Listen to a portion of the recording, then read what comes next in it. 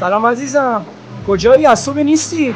سلام قربونت برم، چطوری تو؟ از صبح سر کارم کلی کار ریخته رو سرم. تو چه خبر؟ تو کجایی؟ اتفاقا من همین نزدیکیام. دارم هم میبینم چقدر سخت کار میکنی. خسته نشی یا؟ سلام، اینجا چی کار میکنی؟ نگفتم یادم رفت با همکارم سعید اومدم. اکی تا حالا رفیقم مهیار اسمش شده سعید؟ چی داری میگی؟ اینی که بغل دستته رفیق 7 سالمه. بام شرط بسته بود اگه مخ تو رو بزنه باید واسش یه پاکت سیگار و یه فنجون قهوه بگیرم که تو هم خوب رو سفیرم کردی. البته الان هم چیزی از دست ندادم. اتفاقا یه چیزی هم یاد گرفتم که ارزش بعضی آدما از یه پاکت سیگار و یه فنجون قهوه هم کمتره. تو برو گرفت.